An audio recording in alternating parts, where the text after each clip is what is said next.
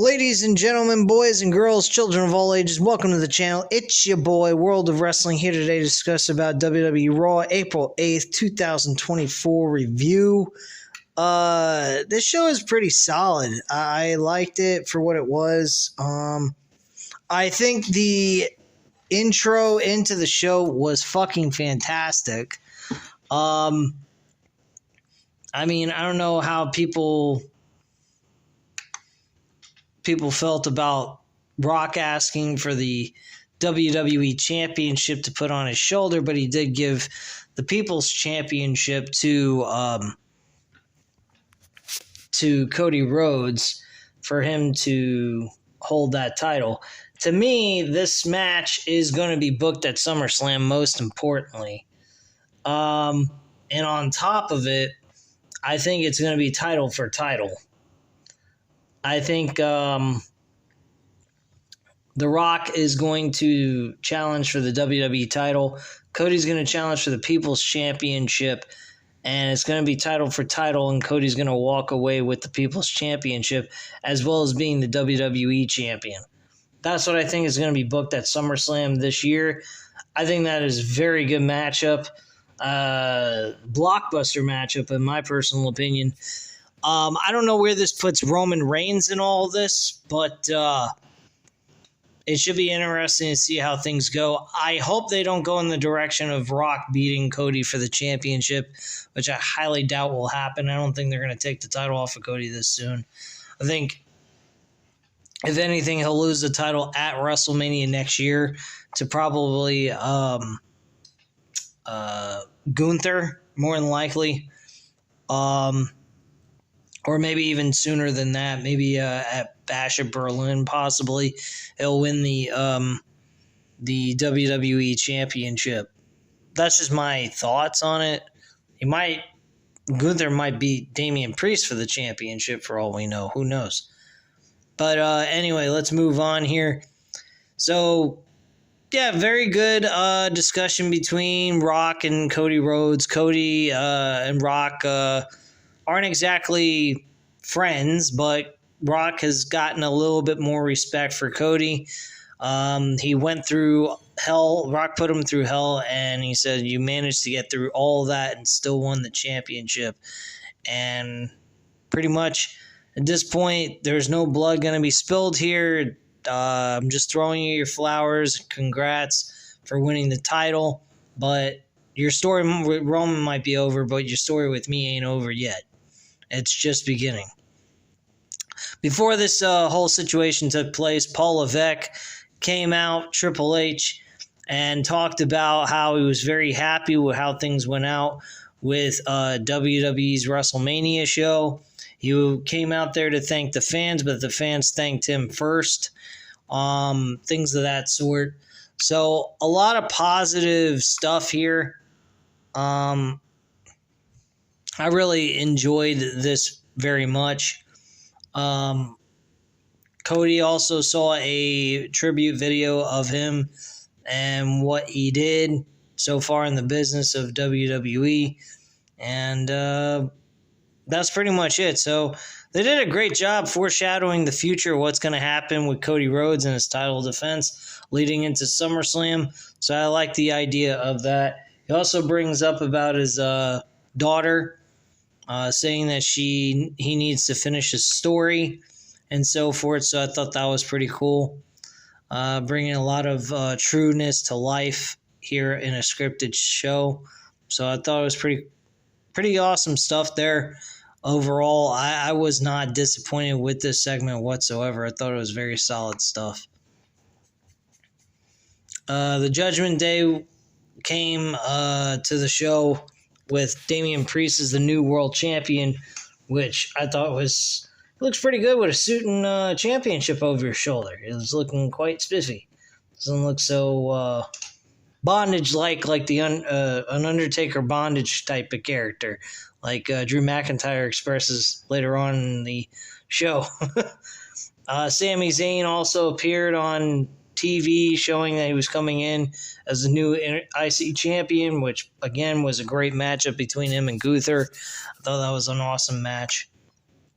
NXT talent was highlighted in this show, actually, giving us an idea of what was going to happen in the future. We are going to have NXT involved in the draft, which is taking place on April 6th on SmackDown, or April 26th to start off on SmackDown, and April 29th to end it on Raw.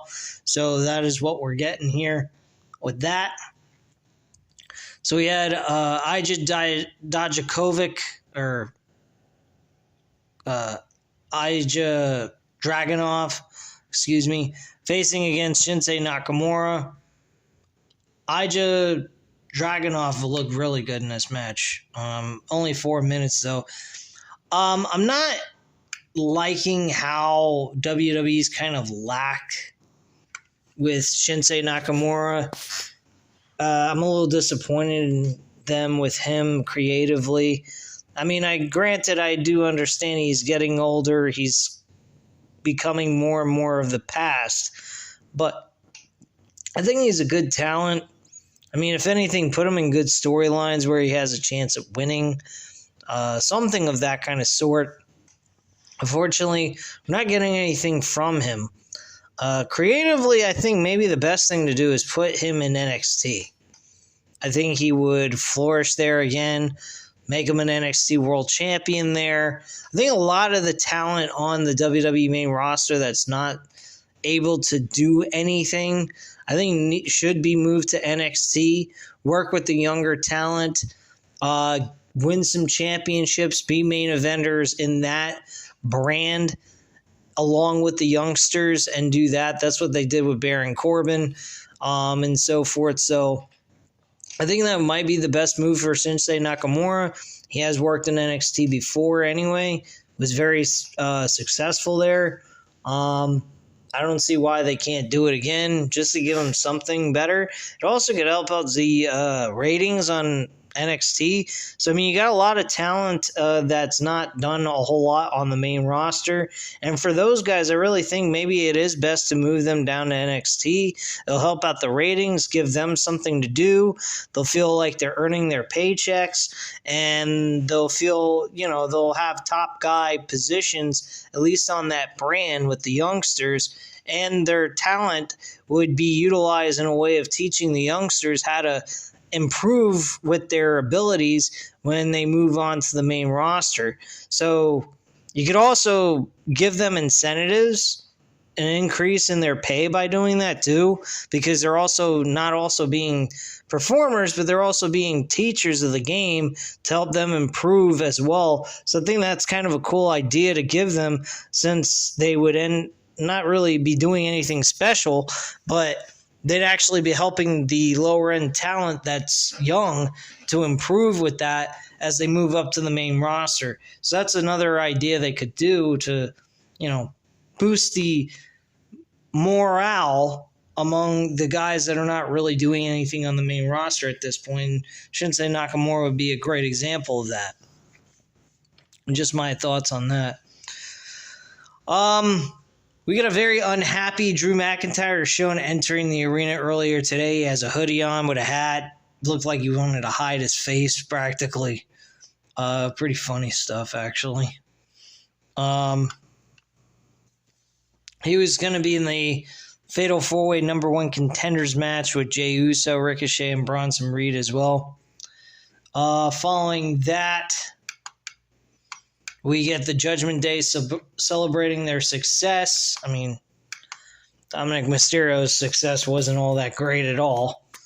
So anyway, let's go ahead and go through this. Finn Balor, Dominic Mysterio, JD McDonough of the Judgment Day are standing in the ring. The crowd loudly booing them. Balor says to all the haters, doubters, the people who thought Rhea couldn't beat Becky Lynch, and the people who thought Damian Priest would never cash in the Money in the Bank and become Senior World Champion, they all were wrong. Balor laughs at the crowd, and Dominic grabs the microphone to loud boos, and Mysterio shouts, "And still Women's World Champion, my mommy, Rhea Ripley." God. Kid, the guy's going ahead and saying Rhea Ripley is his mommy. All right. Ripley makes her way out to the ring. Ripley gets in the ring and embraces her Judgment Day's stablemates. A loud mommy chant fires up. Ripley says WrestleMania was almost perfect. They have a few new problems they need to deal with, but two things came out of this weekend. One is that mommy is always on top, and the other is that this is a new era of the Judgment Day. Baylor presents the new world champion, Damian Priest. All rise, and then we get a new theme song for Damian Priest as he makes his way to the ring. And as Priest gets in, a "You Deserve It" chant picks up. Priest says, "You damn right I do." Priest refers to himself and Ripley as the Terror Twins, and they always rise to the occasion. The world needs to follow suit and rise for the Judgment Day. All of a sudden, R-Truth stands between Priest and Ripley with his new Raw Tag Team title, and the crowd roars. Priest says they're not doing this again. I really don't even understand why Priest is even making commentary about this. He should have just knocked him the fuck out. That is something I don't understand. If you are going ahead and you're a leader of a group, you don't stand there with some random dude who's retarded and go, "We're not doing this again." No, you don't do that. You just beat the holy hell out of him and get him the fuck out of your ring and show that this is your house. This is your place, your space. Nobody gets into it except for the ones that you want in it, and R-Truth is not welcome. That's what I do. And I say, "What are you doing? We're not doing this again." Acting like he's got mercy upon him. Like, what the fuck? You're the Judgment Day. You should have no mercy. It should be, "We don't give a fuck about you." So R-Truth says he brought the Raw Tag Team titles back to the Judgment Day. R-Truth wants to change subjects. They're a little picky about picking people for the group. R-Truth is the only one half of the Raw Tag Team champs. And Raw Tag Team champion The Miz makes his way to the ring. The Miz says he doesn't want to be part of the Judgment Day. R-Truth doesn't want to be either. Priest shouts that R-Truth isn't in the Judgment Day, but R-Truth shouts that he is. Miz gets in the ring and pulls R-Truth to his side, and the crowd chants, "Yes, he is." Miz says since they're introducing new champions, he wants to introduce to Judgment Day in Philadelphia the new Raw Tag Team champions, Awesome Truth.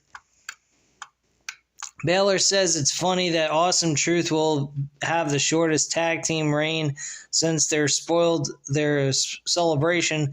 They can put their Raw Tag Team titles on the line right here and now. R-Truth says that they can't because there are only 3 of them.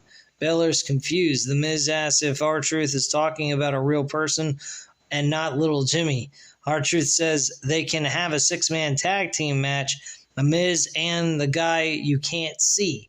Crowd roars, knowing full well it's actually John Cena, which it was, and McDonough wants to get this right. The 2 of them and an invisible man against the Judgment Day. McDonough agrees to the match.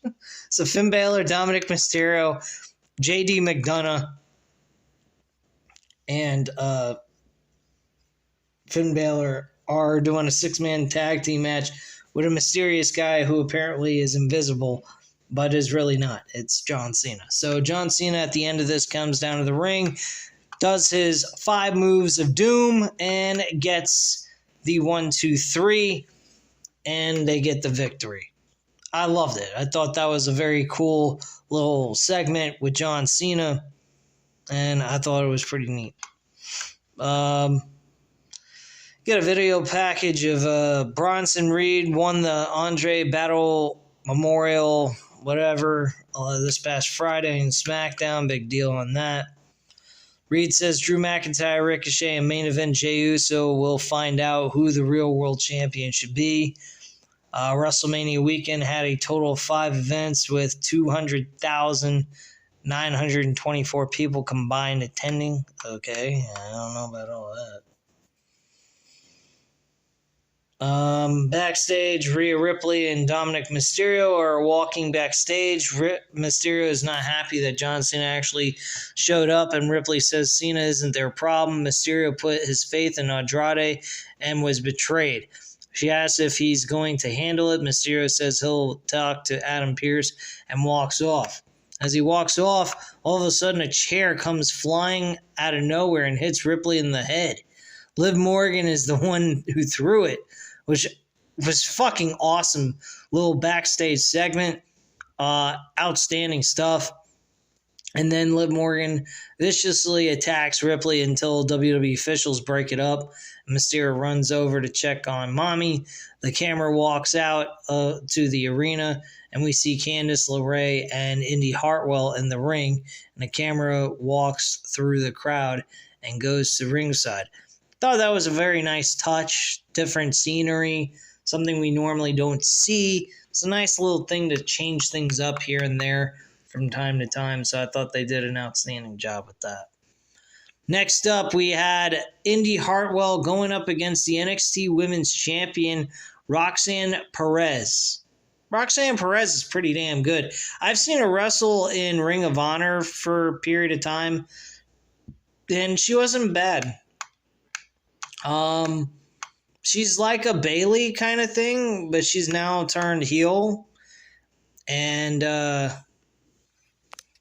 so, yeah, and this actually did play a little bit of a story. Indy Hartwell is getting angry at Candice LeRae after she lost to Roxanne Perez.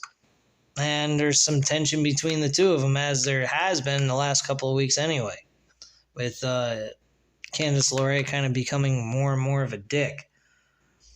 WWE IC champion Sami Zayn is walking backstage. Main event Jey Uso greets him and congratulates him on the win.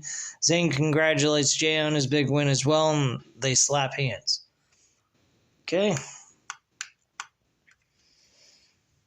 Backstage segment with Roxanne Perez is sauntering around backstage. Natalya stops her and says she'll see her tomorrow on NXT. Perez corrects her and says she'll see her on her show. Big whoop. Don't care for NXT. Used to be good. Now it's just whatever. So we get the WWE IC champion Sami Zayn makes his way to his entrance with a big ovation this past Saturday at WrestleMania Night 1. Zayn defeated Gunther, ending his record-breaking the IC Championship reign at 666 days. Yes, the devil's number. How wonderful. How convenient of them to end the streak then. It's as if they did it by design. Anyway, the crowd sings Zayn's song before chanting his name. Zayn starts to speak, but he's cut off by a "You deserve it" chant. Zayn says he's been lucky at WrestleMania and done some historic things. This year, he really wanted to do something historic at WrestleMania and thinks he did. That's not entirely true because the person who really made history is Gunther. You can boo him, but you can't take this away from him. 666 days as a champion. Gunther is, without question, the best IC champion of all time. But guess what? Zayn beat him. The crowd sings Ole, and Zayn says he can't take all the credit and had a lot of help from people. There were times he didn't believe in himself, but they did. They helped him win the title, seeing his wife, son at the curtain before he walked out, seeing his brother, Kevin Owens, firing him up at the curtain helped him, and one other guy helped him out. And then an Imperium music hit, so he never got a chance to say Chad Gable was one of those people that helped him. Ludwig Kaiser and Giovanni Vinci walks out. Kaiser says that for the past 2 years, the Ring General has put all his heart and dedication into making the IC Championship the most prestigious championship in all of WWE. It breaks Kaiser's heart to see somebody like Zayn holding that championship right now. Zayn looks like all the peasants in Philadelphia tonight. Kaiser sarcastically congratulates the WWE Universe on having an IC champion who looks like a bum. Kaiser and Vinci begin to circle the ring, and all of a sudden Chad Gable runs down to the ring to stand by Zayn's side. The crowd is into Gable's catchphrase. So back from break, we get an update on Sheamus. He's actually going to be making a return to the WWE. As to where, we don't know, whether it's Raw or SmackDown. He might be just in the draft late April, so we'll know exactly where he is at that point and be able to, come up with where he's going at that point. So hopefully we'll get some idea where he might be for the future. Anyway, we got the IC champion Sami Zayn and Chad Gable going up against Imperium, Ludwig Kaiser, and Giovanni Vinci in a tag team match. This was a solid tag team matchup. Chad Gable and Sami Zayn could really pull off being tag team partners, honestly. They pick up the victory here.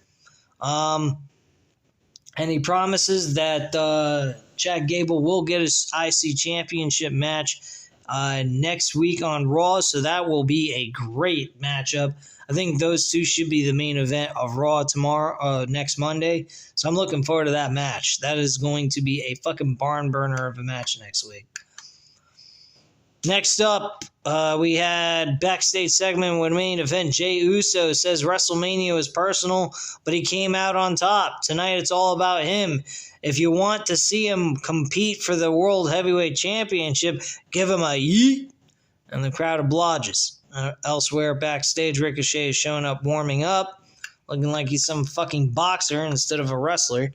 So I don't know what the hell he's trying to, get ready for, a boxing match or a wrestling match. Who the fuck knows? Anyway, Raw GM Adam Pearce, SmackDown GM Nick Aldis, and the NXT GM Ava are talking to Andrade. Andrade shakes hands and walks off. Chelsea Green walks in, and Pearce asks if anyone wants to make a trade. Green is furious that she wants on the biggest WrestleMania of all time. Pearce says he has a special match for her. Green wants someone worthy of the spotlight, and Pearce says her moment awaits, and Green is positively giddy and walks off. And the general managers laugh. Of course, Jade Cargill is that person that faces Chelsea Green and kicks the living hell out of her in less than 5 minutes. Wow. More squash matches for Jade Cargill. Jade Cargill looks like a less impressive wrestler than Goldberg. Her matches are super short. They mean absolutely nothing. At least Goldberg gave us like 8 to 10 minute matches. This broad fucking has 5-minute match squash matches. They're a fucking joke. I don't even particularly care for her talent. She's not that great. She's okay in certain times, but otherwise, you put her in a singles competition, she's garbage. She was impressive in the Royal Rumble, which I saw her up close and in person, but she didn't have an actual match. It's throwing people over the ropes, so I mean, it's not like she was, blowing everybody's mind. I mean, she was doing some impressive shit in the match, but still, I mean, come on. Wasting everybody's fucking time with her fucking bullshit. Anyway, Drew McIntyre addresses his WrestleMania victory and defeat. So, he charges down to the ring. What happened last night was complete and utter BS. 5 minutes and 46 seconds. That's how long his moment lasted. It's 5 minutes longer than most of them and last in bed. So, crowd can shut it. He may not like Seth Rollins all the time, but he respects his convictions. Rollins went out on his shield. They shared a moment that only Warriors knew. And McIntyre thanks him for it. And then that bondage Undertaker, Damian Priest, screwed it all up. McIntyre says that Money in the Bank briefcase is a joke. It cost him the world title twice. It cheapens everything Rollins did, as well as McIntyre. McIntyre is coming after him, and Priest is a transitional champion. That belt is coming home to him. I actually agree with him. I think that briefcase, they need to change the ruling on that. You literally have to challenge at a pay-per-view, not after the fucking match, a match that they had is over, in the middle of a match or any of that nonsense. I don't agree with that shit. I think that's garbage. I think if Gunther wins the fucking briefcase, he's going to bring prestige to that briefcase because when he goes after a title, he's going to do it the proper way. I mean, it's one thing to be done once in a while, but this shit is done consistently with every person that wins that fucking briefcase. It's rinse and repeat. They really need to get some, order with that. I like Drew McIntyre winning this match against Seth Rollins and becoming the new world champion. I didn't like Damian Priest taking the title from him. I mean, unless Drew McIntyre had nothing going for him, if he wasn't going to be re-signing with the company, which clearly he has, he's got a major storyline with CM Punk. I think CM Punk and Drew McIntyre competing over the world title is an absolute brilliant idea. You do this at the fucking Clash at the Castle. Drew McIntyre is the home favorite. He loses to CM Punk. CM Punk gets all this fucking hatred coming at him. It's like ECW One Night Stand 2006 type of thing. And you have him competing with 50,000 people watching him trying to defeat Drew McIntyre, and he walks away winning the title from him. I think that would have been fucking nice as hell. Now, Damian Priest becoming the new WWE champion, don't get me wrong. I like the idea. I think it's a nice test to see how he does holding the world championship. The belt looks really nice on him. Don't get me wrong, but at the same time, it's like, it kind of sucks. I was looking forward to maybe Drew McIntyre facing CM Punk over the title. Now, granted, don't get me wrong. I would not have an issue with it being a no title match. And it's just a pure grudge match. But that's if we didn't have anything for Drew McIntyre in the future. We have a great story. If he didn't re-sign with the company, which I believe he did, if he didn't, none of this shit would be going down. He wouldn't have won the damn Well, he could have won the championship, lost it, and then disappeared off of television. But that's not the case. We have him actually wanting the title and everything else in between. And we're going to get a CM Punk Drew McIntyre match because clearly CM Punk actually fucking took the title, screwed him out of this match too last night. Clearly. So, just my thoughts on that. Anyway, McIntyre's coming after him, and Priest is a transitional champion. That belt is coming home to him. Priest may have had the contract, but he didn't cause that finish. The one who caused it was the prick CM Punk.